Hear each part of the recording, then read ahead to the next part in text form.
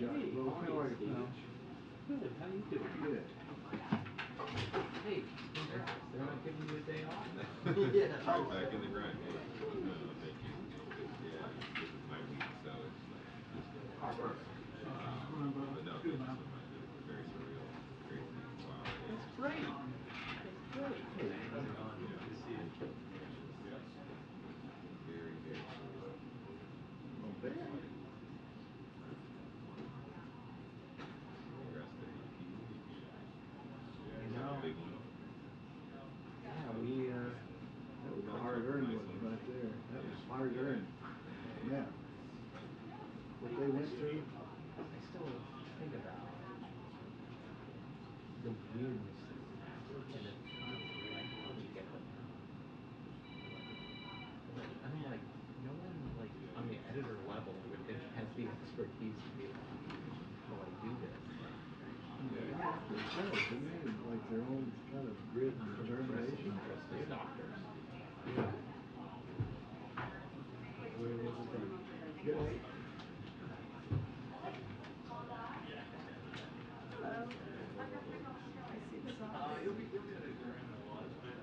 All right, sorry. Oh, you sound disappointed. I'm sorry. I'm a little, like, I wanted, pizza or hamburgers or something.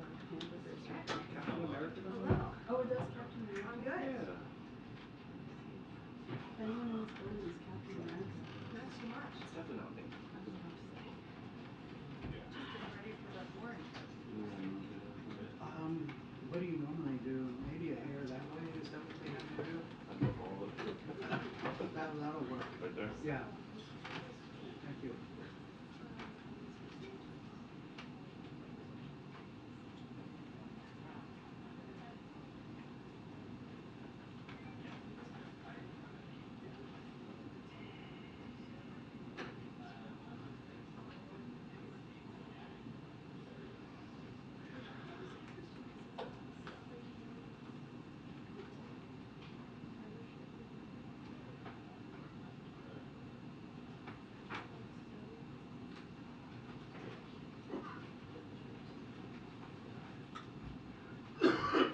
Hey, Josh.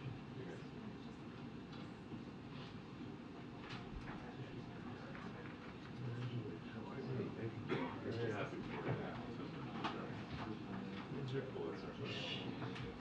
Yeah. Was I not the 200 person to tell you congratulations to Yeah, it's the HMX guys, I think. I saw them go over there. Over here in the. Good. That's fun. Steve. Yeah. We should get started.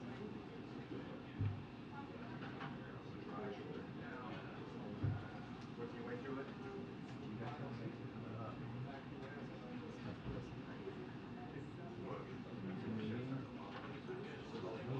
And/or basket. Which one? But I would argue we'll know a lot. If they're done in 20, that's a pretty good sign. It's like 10-minute meeting. Right, exactly. Mind if I take a donut? Sandwich, I don't know how that goes. Hey. No, you're good. There's definitely the risk of like, no cookies for you. Thanks. It's like a real No, I escaped it. Are you? Oh man. I mean, that's Don't almost mean like street pools and stuff. almost like birds. Do you stay in at the Boardwalk Plaza? Yeah, always. It's definitely like mishap jams. Yeah. Are we blaming Saint for this? It's Saint's fault, right? Generally, that's my approach. I mean, no, I can't go this unless it's in Japan. Oh, right, okay, great.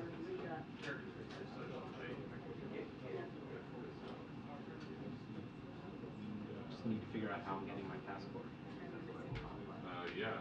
Some people leaving tomorrow with 3 different passports.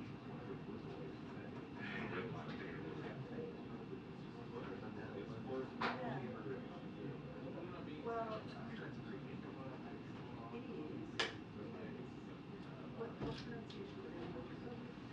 There were times where they were just like, Then we say Papua. Papua. Papua. Like that's fine.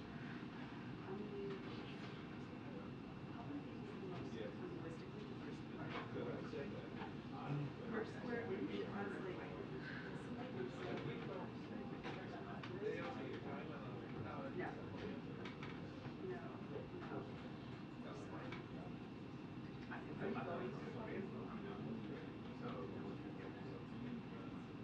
No, no. Sorry. Are you going to Papua New Guinea? I think it's hard to remember both of them. Papua New Guinea, Alexander Sokol.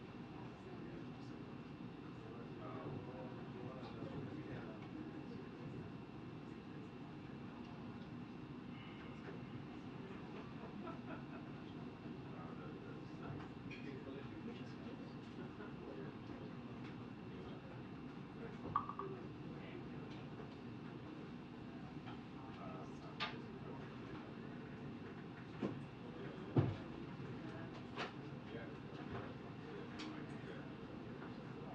And stand the whole time? Yeah.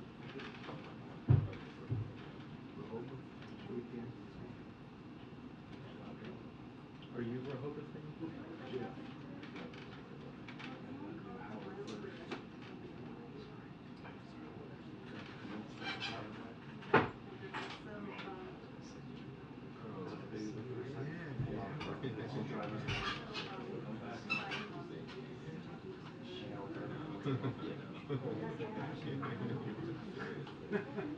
It's just out of curiosity, so I didn't, is everybody just left and come back yesterday when I was gone? That's what we heard, but usually it's a Friday. We've got crickets all day Friday, all day Saturday, and it wasn't until Sunday we heard, but nobody's really confirmed something here. Right.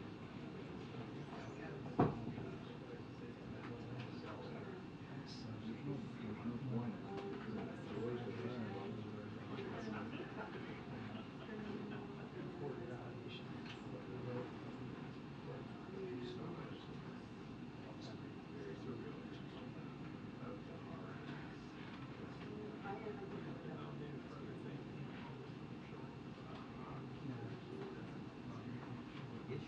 Yeah, yeah. It's like the thing. And we had a little bit of a terrifying moment for the biography.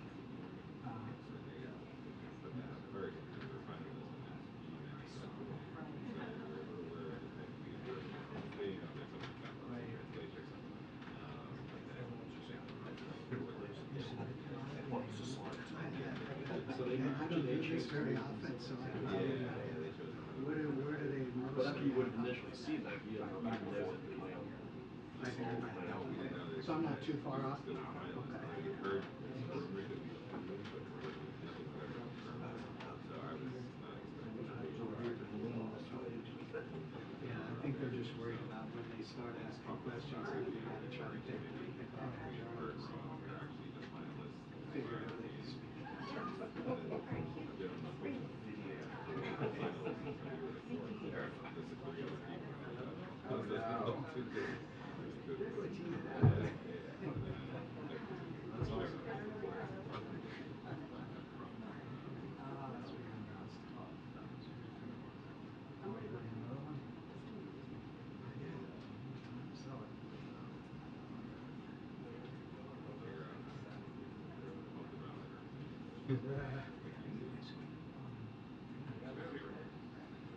We are in the UK, but not sports yet. Attention, the press briefing will begin in 2 minutes. The press briefing will begin in 2 minutes. Thank you. Yeah, but before it's a good time to figure out how to roll it out.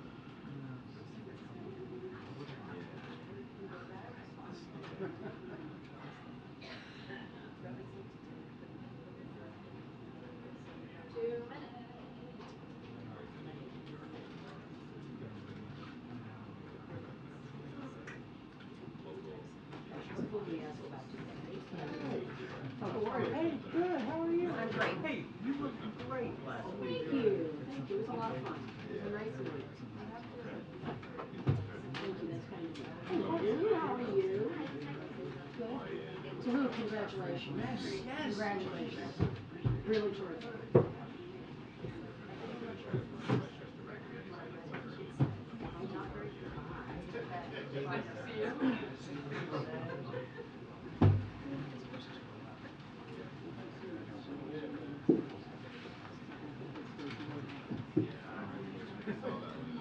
Well, it was raining.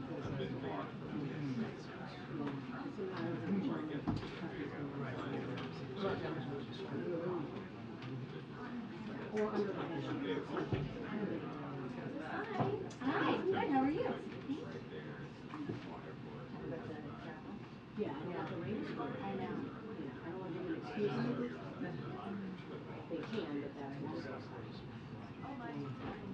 Because they can. Yeah.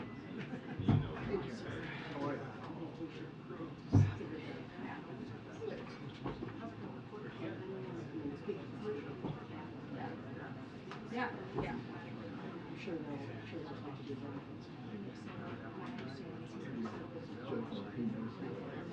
I was not going to speak up. Separate thing. It'll be different then.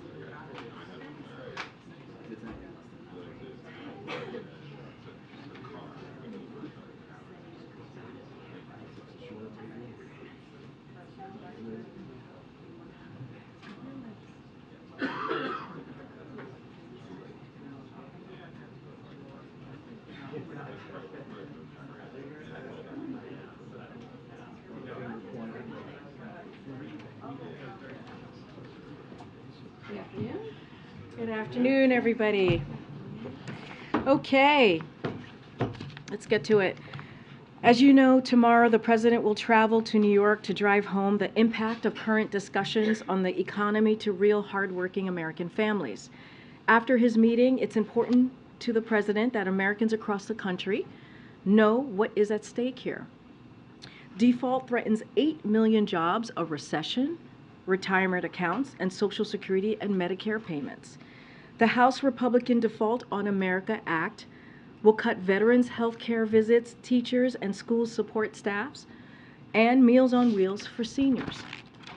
The President has a different vision: prevent default and invest in America while reducing the deficit by nearly $3 trillion and cutting wasteful spending on special interest. Now, just a few minutes ago, a while ago, we announced that President Biden will be making a historic stop in Papua New Guinea while traveling from the G7 Leaders Summit in Hiroshima, Japan, to the Quad Leaders Summit in Sydney, Australia later this month. While in Papua New Guinea, President Biden will meet with Prime Minister Marape of Papua New Guinea and other Pacific Island Forum leaders to follow up on the first ever U.S. Pacific Island Summit in Washington, D.C. this past fall. The leaders will discuss ways to deepen cooperation on challenges critical to the region and to the United States, such as combating climate change, protecting maritime resources, and advancing resilient and inclusive economic growth. As a Pacific nation, the United States has deep historical and people-to-people ties with the Pacific Islands, and this visit, the first time a sitting U.S. president has visited a Pacific Island country, further reinforces this critical partnership. This week marks, as you all know, the anniversary of the end of World War II in Europe and the victory of the United States and Allied forces over fascism and aggression on the continent. President Putin had remarks for the occasion by launching another wave of cruise missiles and armed drones at the Ukrainian people. Since Russia launched its brutal invasion of Ukraine last year, thousands of Ukrainian civilians have been killed and millions have been driven from their homes. The European continent now faces new aggression. The United States has rallied the world in response, and we will continue to support the people of Ukraine as they defend their independence and their democracy. As part of those efforts today, we are announcing a significant new security assistance package that will help build the capacity of Ukraine's armed forces and to defend Ukraine's territory and deter Russian aggression over the long term. The package includes additional air defense systems that will help Ukraine protect its people against Russia's missiles and drone attacks, as well as artillery rounds and support to enable Ukraine to better maintain its systems and equipment. Victory Day is supposed to be about peace and unity in Europe. It's supposed to be about the end of war and bloodshed and suffering. Instead, Mr. Putin promised only more violence and spewed only more lies about a war he falsely claims has been unleashed against Russia. Make no mistake, Russia is the aggressor here. Mr. Putin started this unprovoked, unjustified war against the people of Ukraine, and he could end it at any moment. He could end it today if he chooses. Unless or until he does, we and our allies and partners will work to help Ukraine achieve the peace and security they deserve. With that, Josh, welcome. Good to see you, my friend. How are you? Good to see you, Karine. I'm good. How are you? I'm doing well. It's a big day today. Yes. So, 3 subjects. Sure. First, what's the White House's reaction to Imran Khan's arrest in Pakistan? So, just a couple of things I'd like to say about that. Just give me a second here. Yikes. Okay. So, as you know, we're aware of the arrest of former Pakistani Prime Minister Imran Khan. As we have said before, the United States does not have a position on one political candidate or party versus another. We call for the respect of democratic principles and the rule of law around the world. So I would refer you to the government of Pakistan for any further information on that. Secondly, as part of the debt limit talks, the U.S. Chamber of Commerce today called for an agreement that includes discretionary spending caps.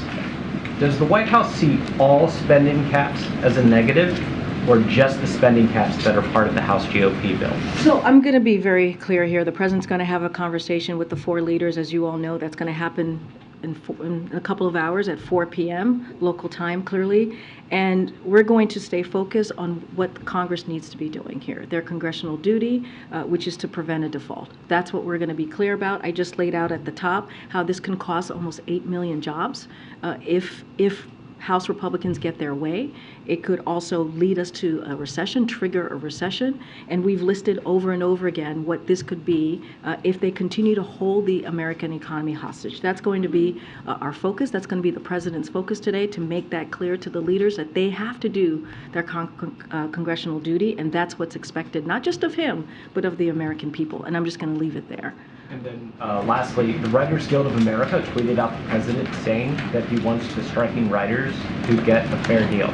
So I'm just going to reiterate echo what the president said last night from his yesterday's remark. We sincerely hope that the writers' strike in Hollywood gets resolved and the writers are given the fair deal they deserve, and as soon as possible. And that is what you heard directly from the president yesterday. On their side. I think his words from last night make it clear where the president stands on this issue. Go ahead, Mary. Given the conversation that is happening today, that it is not negotiations, as you have made very clear, how is the president going into this? How is he viewing success in this meeting? What would we consider to be a successful meeting? Is it simply just conveying his message to them and having them receive it? I mean, look, what we convey as success. I mean, people have asked, well, will the president give Speaker McCarthy an off-ramp, an exit strategy? The exit strategy is very clear. Do your job. Congress must act. Prevent a default. That's what a success, not for him. It's not about the president. It's about the American economy. It's about the American people. That's what the president views as success. That's the way that it should be done. Regular order. This is regular order. What House Republicans are saying is that they want to potentially, if they get their way, threaten the country's first default, something that has never happened before. That's what they're threatening. Again, could lead to trigger a recession. 8 million jobs potentially lost. That is what they are threatening. So it's very easy. It's very, very simple. Do your job. Go back to regular order. Do what you're supposed to do. It's been done 78 times since 1960. And that's what he's expecting from Congress. The Speaker says the President is ignoring the problem.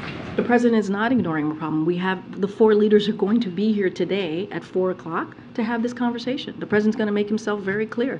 The President has been clear since February. Since February, he has said over and over again, we cannot be a country that defaults. And most recently, he has said we cannot be a deadbeat nation, something that we have never done before, never done before. And so they need to take action. Congress has to do their job. Super simple. They are manufacturing a crisis. And just on immigration, the Mexican president said that he had plans to talk with President Biden this morning. Has that conversation taken place? Can you give us any sense of? I can confirm that the president spoke to President AMLO this morning. We will have a readout later on, and then we'll certainly share that readout to all of you, so I can confirm. Does the president plan to postpone his foreign trip in order to deal with the debt ceiling? So look, the president could be a president anywhere. It doesn't matter if it's domestic or international. He is always president, even when he travels. Look, this is something that Congress can take care of today, if they choose, is do their job, do their constitutional duty. And what happens after today's meeting from your standpoint? Will you set up more meetings, or is this a one-off? I'm not going to get ahead of today's discussion. The president hopes it's a productive conversation. We'll see how it goes. Again, the president's going to make it very clear to the congressional leaders that they must act and avoid default. There are some estimates that there are 150,000 migrants waiting to cross the border when Title 42 expires. Is the U.S. prepared to deal with this onslaught? So, as you know, Steve, I've said this many times. I said it yesterday, but actually let me just give you guys a little bit of an update on the briefings that are coming up. The State Department and Department of Homeland Security will be holding a call on our plan later today. Secretary Mayorkas and the State Department will also be holding a press conference tomorrow, and Secretary Mayorkas will be joining me at the podium on Thursday. We want to make sure that we are transparent about the plan, how we're moving forward, so he'll be here to certainly take all of your questions on what's ahead. But we've been very clear. We have a multi-agency process. We believe we have a robust process to deal with what is going to occur after Title 42 lifts. Again, we're using the tools that are available to us because Congress refuses to do their job as it relates to the border. Again, a system that has been broken for decades. Okay. Thanks, Karine.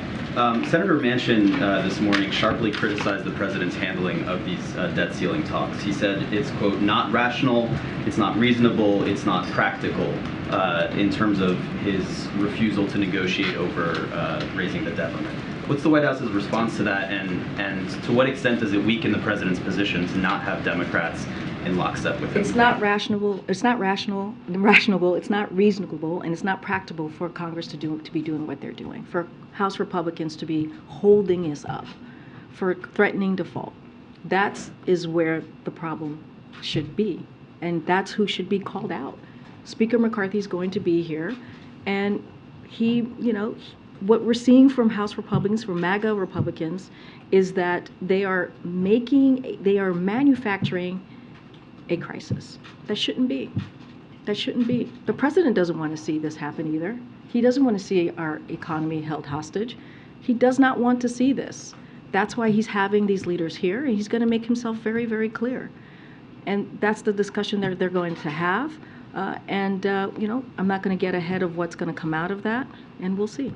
Given how unified Republicans have been around Speaker McCarthy, do you have any concern about, Democrats not, that there may be some wavering among some Democrats about the president's position on the debt ceiling? I mean, look, the Democrats have been very clear as well that we need to deal with the debt limit. We've been all very clear about that. So has Leader Jeffries, and so has Leader Schumer. We've been all on the same page with the leadership, is that Republicans in Congress need to do their job. And that's what we're going to see today. And then in terms of the situation on the southern border, there have been, yesterday there were nearly 10,000 migrant encounters on the southern border. There are around 27,000 migrants currently in CBP custody. I know that the administration, you guys talked a lot about the surge that you anticipated after Title 42 would expire. Did the administration expect there to be a surge before? And how is that going to impact your preparedness if there's still another surge expected after May 11th? So what you can expect from us is that we're going to do everything that we can and use every available tool to us, as we have been, to deal with this issue in a humane way, manage it humanely. And that's what we've been very clear about. Our focus, as it relates to managing the border, is we're going to do this through enforcement, deterrence, and diplomacy. And that's what you have seen. And we've been working with our regional partners, and we have just few tools that are available to the president. And that's because Congress has failed to act. So right now, we believe we have a robust plan, a multi-agency plan to do this in a humane way. And we're going to have Secretary Mayorkas here with us in the briefing room on Thursday, and he'll certainly lay out the plan in a more deeper way and more in-depth way. You all will be able to ask him his question. He was at the border very recently. He's held multiple press conferences on this issue. You've heard from the State Department. You've heard from the Homeland Security, clearly Mayorkas, as I just mentioned. You've heard from Pentagon, who did a briefing just last week. And we're going to continue to inform the American people and continue to inform all of you on how we're moving forward. And that's what you could expect from this administration. Did you anticipate the current numbers that we are seeing right now? Look, I can't get into hypotheticals about the numbers and what they were going to be or going to be. That's not something I'm going to do here. What I can say is that we knew from the court that Title 42 was going to lift on Thursday. That's something that we were clearly very aware of since earlier this year. We have put plans in place and processes in place to deal with this very moment. And so that's what I can only speak to what you can expect from us, and we've been very transparent about that, and we'll continue to be. Okay, Joey. Thank you. Speaker McCarthy said today he doesn't support a short-term debt ceiling increase. Let's just get this done now, he told reporters. Does the White House agree with him, with the Speaker, on this point? A short-term extension is not our plan either. That is not our plan. This can be easily resolved. This is a man-made crisis that the Speaker is leading. Can get this done. We want to make sure that we remove the threat of default, and that's what the President's going to be making clear about. This is not negotiable. Default is not negotiable. And the second question, on the Writers Guild strike that the President weighed into, he says he wants to see a fair deal. What is a fair deal in the President's view? We're certainly not going to get into a back and forth on what a fair deal looks like. We're going to continue to encourage both sides to come together, to come to the table and have that discussion. I'm just not going to get ahead of that. Thanks. Thanks, Karine. I mean, I wanted to ask, Secretary Mayorkas is going to come speak with us. Thanks for that. What about the President? Will the President speak out about Title 42, share a message that Mayorkas has given, or something to that effect? Will we hear from the President on Title 42? Well, I would say you heard from the President this past Friday. He did a interview, a sit-down interview with one of the networks, and talked about Title 42, talked about immigration. So the American people did hear directly from the President on this issue. I don't have anything else to share in the next couple of days about the President's schedule. So I'll just leave it there. But he was asked a question, and he answered it. One more, please, if I could. I mean, should Americans anticipate or expect an orderly process on the border? Or does the administration want Americans to know that this is going to be a challenging moment, and there could be some hiccups, or there could be some challenges, and to give a little bit of patience as the transition is made? Look, what we have been very clear about is that we do want to put a process in place that's orderly, that's humane, and using the tools that the President has in front of him to do just that. I've said very clearly, we want enforcement, deterrence, and diplomacy. That's how we're moving forward. Those are the 3 steps that we're taking to get this done. There are challenges at the border. This is something that the President has taken seriously from day one, putting forth a comprehensive piece of legislation to deal with immigration reform, something that has been a problem for the past several decades. The system has been broken for the past several decades. And again, the President would like to do more. He's using the tools in front of him, but Congress refuses to act. Instead, many Republican officials want to make a political case out of this. They're not looking to meet us at the table to actually deal with this issue. They want to turn this into a political stunt. And so that's not what we're trying to do. We're trying to deal with this issue. We're trying to deal with this challenge. And again, we've been doing this since day one. Go ahead, Josh. Can you say what will happen if Congress doesn't act on the debt limit? Speaker McCarthy hasn't budged yet. The President hasn't moved his position. Will he let this go off a cliff if the Speaker doesn't do anything? Well, the Speaker has to do his job. Congress has to do their job. That's what we're... The President doesn't have any job. The President, historically, 78 times since 1960, this is what Congress has done. They have done their constitutional duty, is to deal with the debt limit. That is something that they have done. This is regular order. This is the process that they have used. And we're asking them to go back into to that process. And look, what could potentially happen, as I just laid out, is a potential recession. 8 million jobs lost.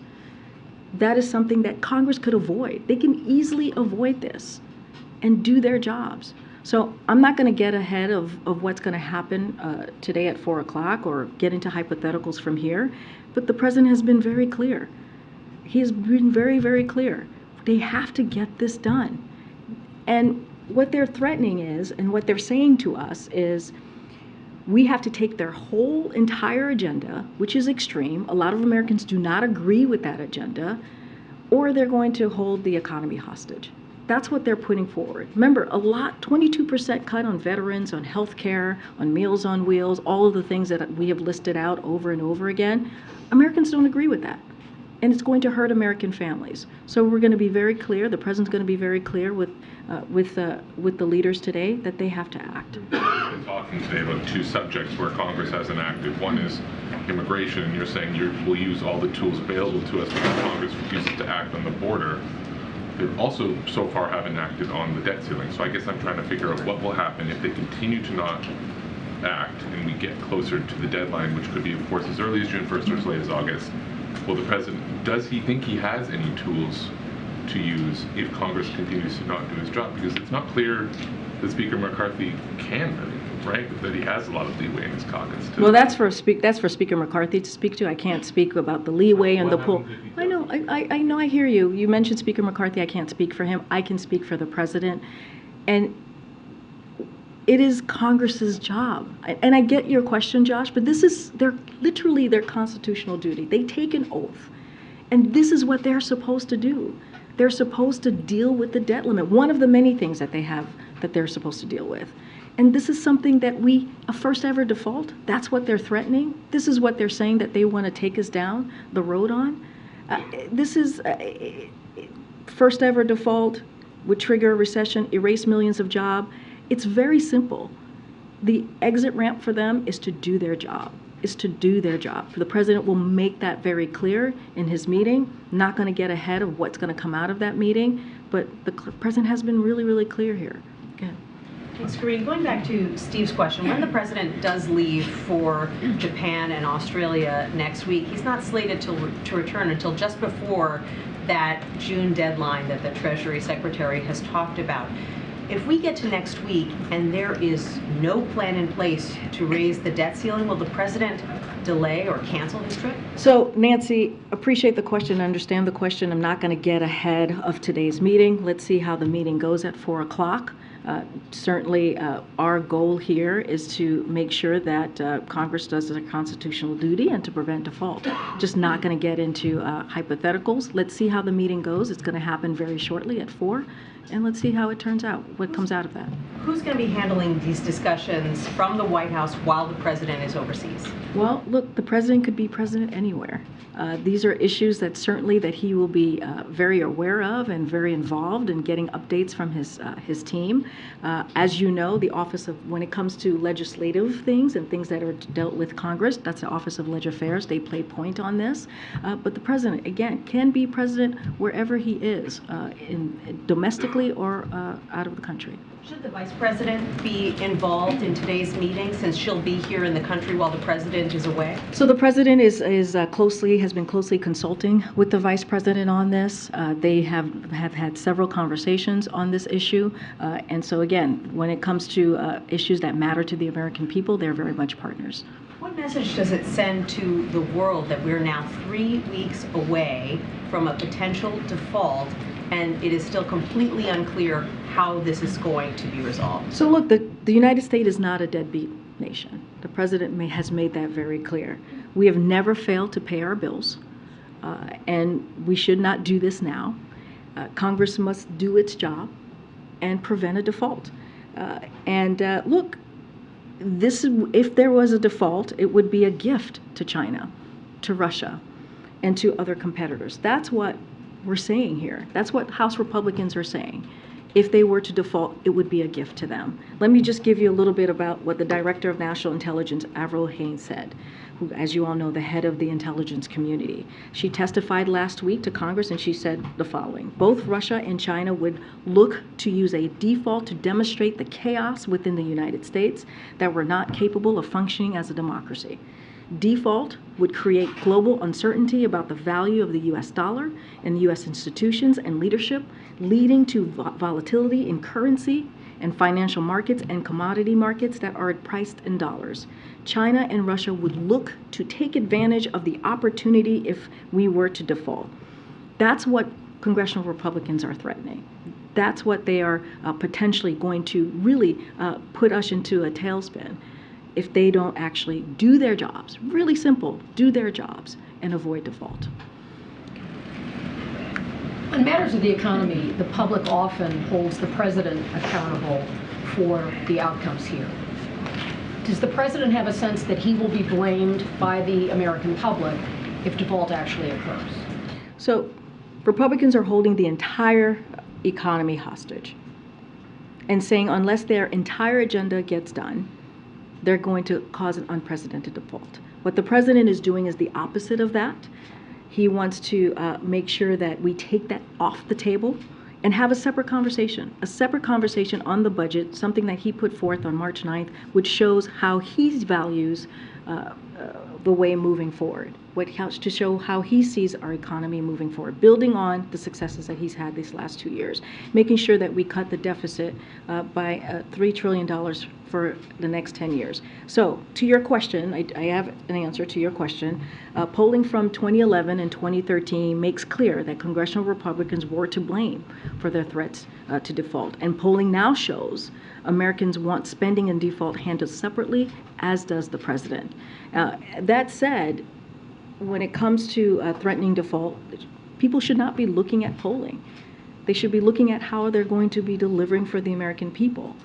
They should be looking at their constituents, whose jobs and retirements could be crushed by recession if this is truly going to move forward in the way that they seemingly want to go, which is manufacturing a crisis.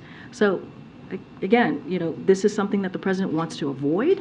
He wants to make sure that this is not on the table, that we take default off the table, and that's a conversation that he's going to have very clearly with congressional members today, leaders today. There have been other instances of brinksmanship on Capitol Hill with government shutdowns, and the public has seen that. They've seen 11th hour resolution to things.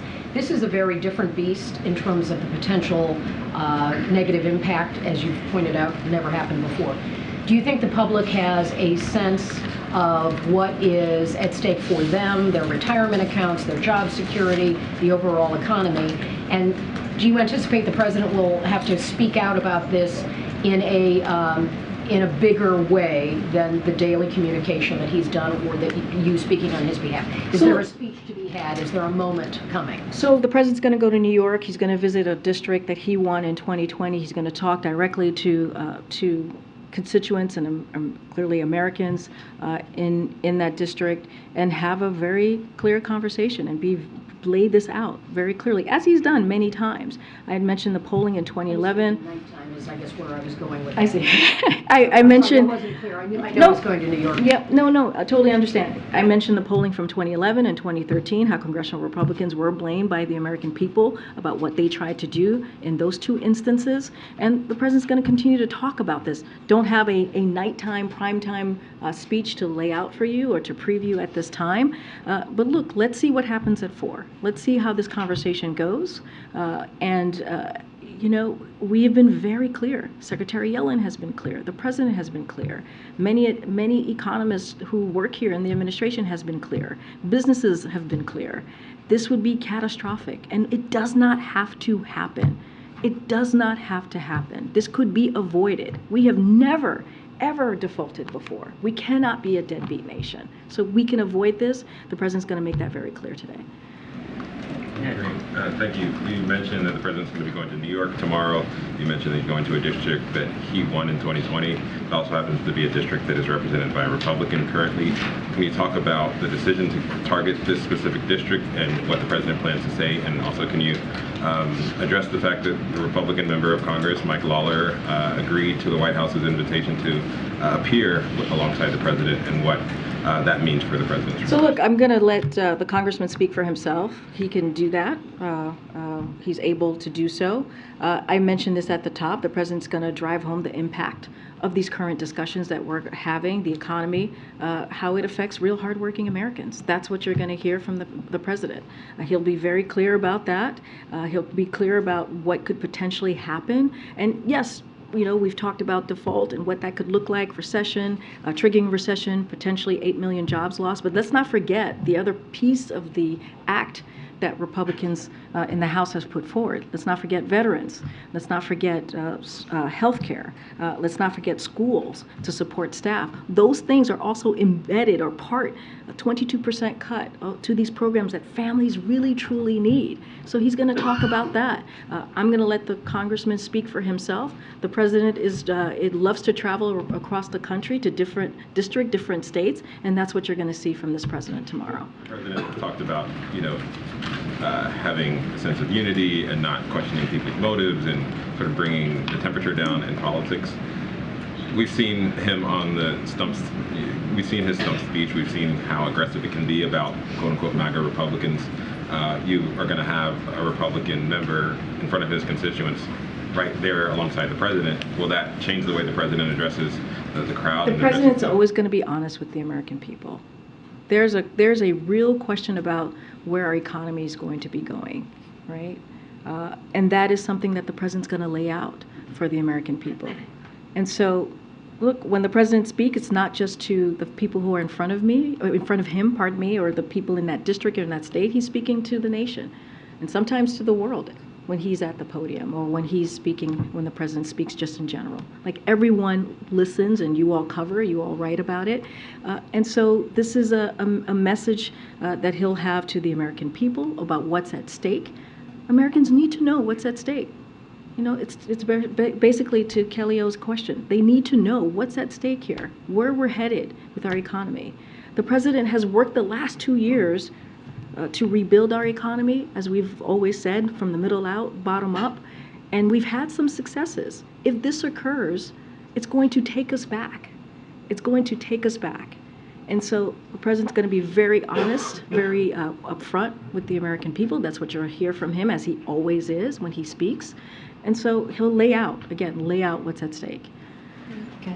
Thanks. Just a quick follow-up can you just give a bit more specifics on why the president chose Hudson Valley to give this speech? And does he think that giving this speech on avoiding the default and going after the Republican plan that they passed would actually convince them to pass a clean debt limit increase? So I'm not going to get ahead of the president. He'll lay out why he's there, as he always does, why he's in front of the audience that he'll be speaking to tomorrow. So I'm going to let him speak to that.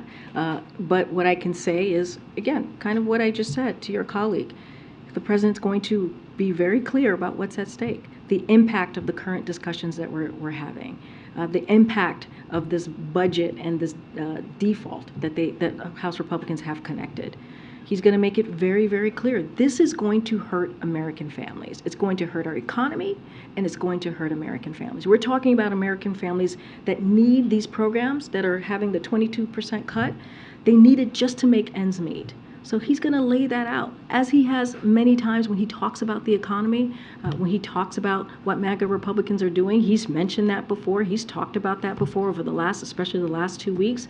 And so now he's going to be doing it in New York in front of an audience, again, speaking to the country, as he does every time he speaks as President of the United States. And I'll let him speak to why now, why New York, and what is it that he wants the American people to know. Okay. Thanks, Karine. Two questions on Title 42 and governors. I know you were asked yesterday about when if the president had spoken to Governor Abbott about the Allen, Texas shooting, but when was the last time the president spoke to Governor Abbott about the border situation? I don't have any timeline of calls to lay out to the governor. You've seen the governor and the president together many times over the past, I would say, year when the president visited Texas. Don't have anything to lay out on a timeline of conversation or the last time he's spoken to the governor. And any plans for them to talk this week? I don't have anything to preview at this time. And Arizona Democratic Governor Katie Hobbs said Monday that she's afraid the federal government is unprepared to meet the demands of the expected influx at the border. And she said that her recent request to the White House and to the DHS secretary asking what the plans are and for more help have not been met with an adequate response. What is the response to the governor, and why hasn't the administration responded to what she's asking for? Look, we welcome the additional steps that Governor Hobbs announced, and teams in our administration remain in close contact with border communities, including Arizona, to provide timely information and resources. Just this past Friday, DHS provided $45.5 million to organizations in Arizona supporting migrants. Look, we'll continue to have those conversations with her. We'll continue to stay in touch. I just mentioned the funding that we provided, that DHS provided on Friday.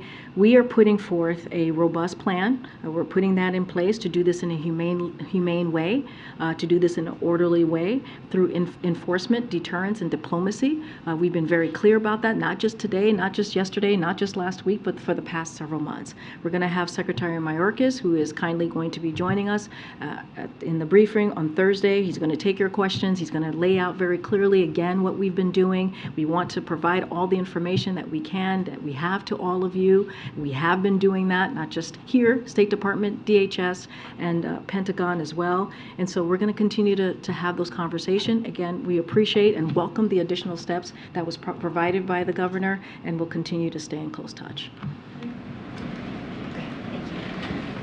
43 Republican senators signed on to a letter opposing raising the debt ceiling without budget reforms, and 217 members in the House voted for that bill to raise the debt limit with cuts to spending.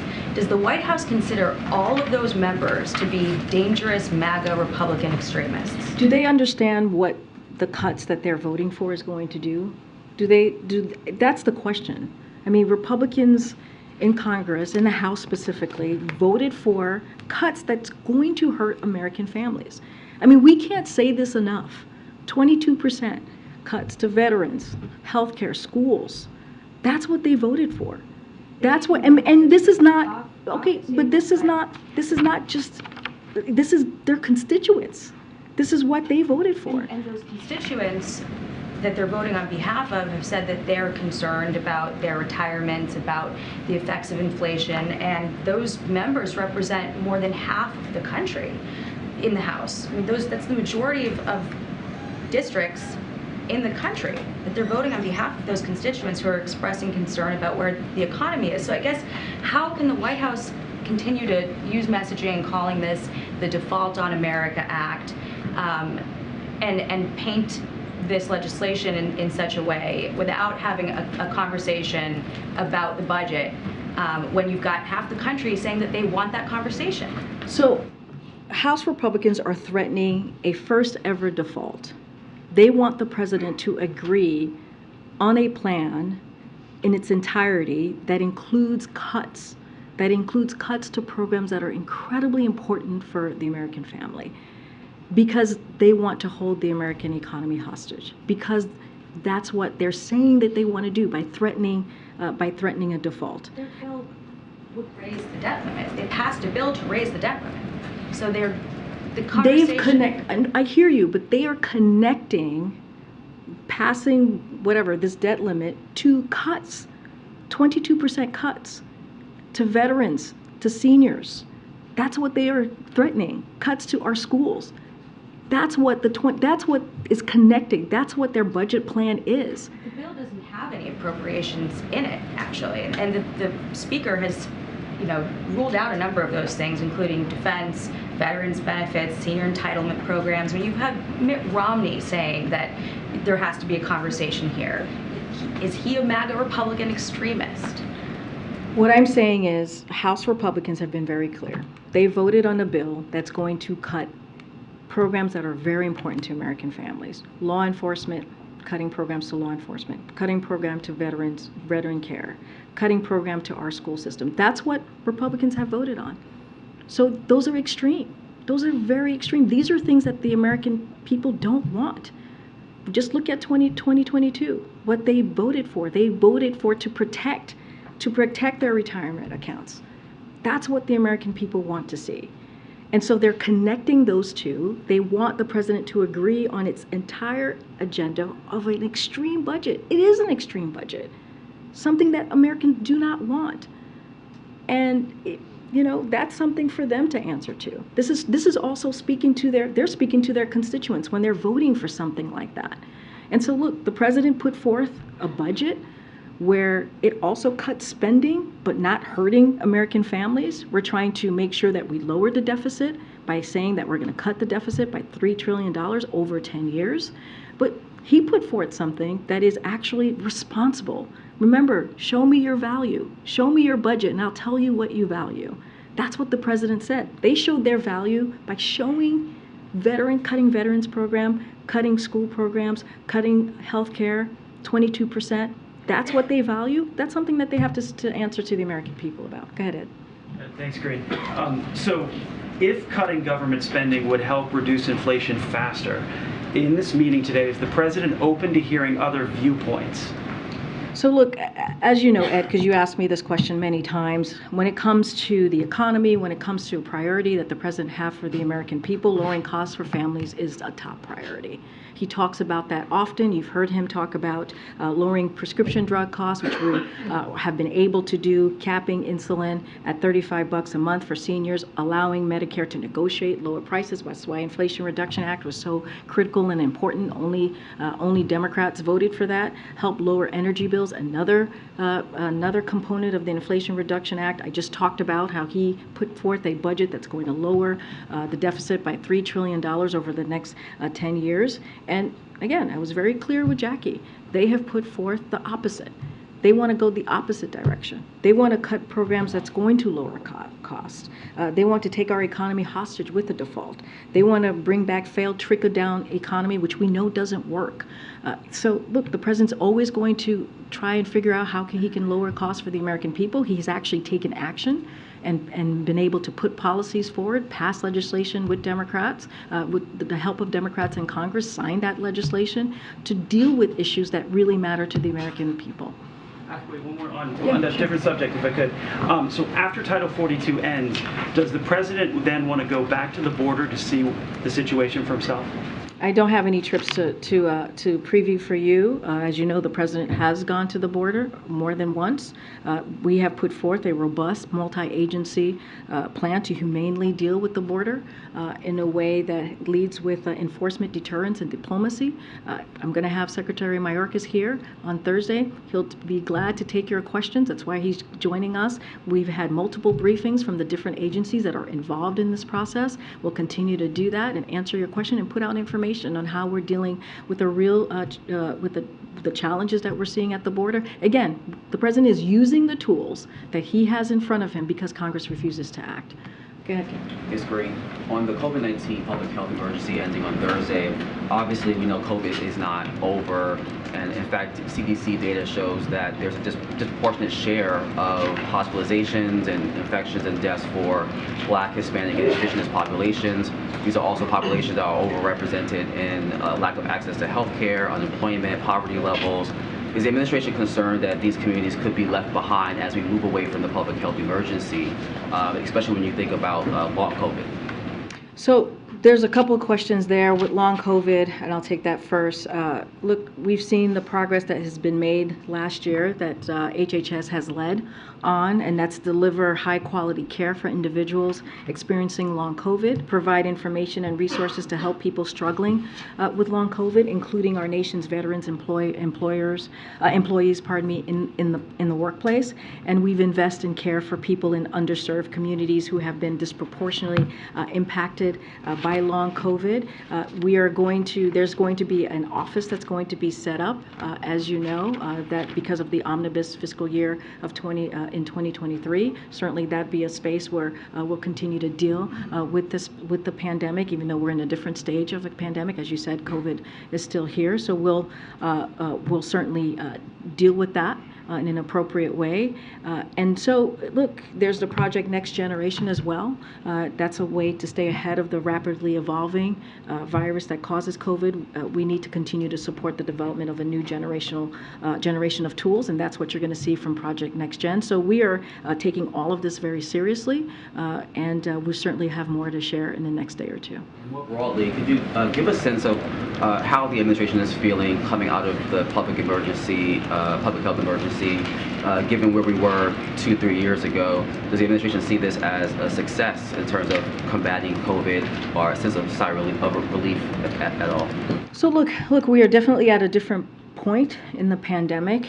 Over the last 2 years, the administration has made significant progress in ability to manage COVID-19 in a way that protects life and health and no longer meaningfully disrupts our lives. And that's because of this president's leadership. Again, we're not out of the pandemic. We're certainly in a different place.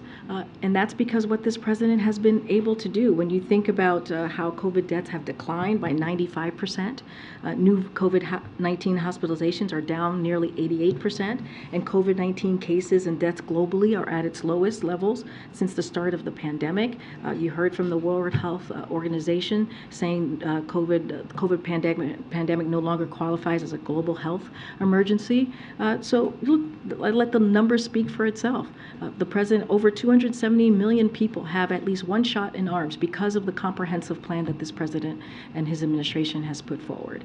And so, look, again, let the numbers speak for itself. The president has taken this very seriously since day one, and now it's good. It's actually good that we're in a different stage of this pandemic. Go ahead, Courtney. Thank you. Wanted to ask about the Labor Department. The department hasn't testified before Congress yet about its budget. I know that Acting Secretary Julie Sue is also up for a nomination. Is there a reason that she hasn't gone before Congress about the budget in her acting role, or that you haven't sent someone else to take questions? That's a very good question. I would refer you to Department of Labor about their process and being in front of Congress and speaking to their budget. I would just refer you to them. Also on Title 42, there's a bill emerging on Capitol Hill this week that Republicans are pushing in the House. I understand that broadly you disagree with that bill, but can you talk about if you see any points of agreement with the GOP on places of tension or problems related to the border that you agree on, that you could move forward with? Maybe there's parts of that bill you do agree with, or other solutions that you know have broad support. So I laid out yesterday why we don't agree with that bill. Certainly that, no, that nothing changes there. That still stands. What we have seen is Congress Republicans wanting to cut resources, cutting 2,000 in law enforcement to be at the border. They have not done anything to be helpful in this process. They've taken political stunts. What they put forward is not going to help the issue at all. And we've taken this very seriously. On day one, the president put forth a comprehensive immigration reform legislation to really have this conversation about how do we put more resources to deal with this challenge. And instead, they want to take away resources. That's what they've told us. And so if they want to seriously have a real conversation, we're willing to have that conversation, but they haven't proven that. They haven't proven that they want a real conversation. They want to actually make the situation, the challenges that we see at the border, worse. That's what their legislation shows. That's what it tells the American people.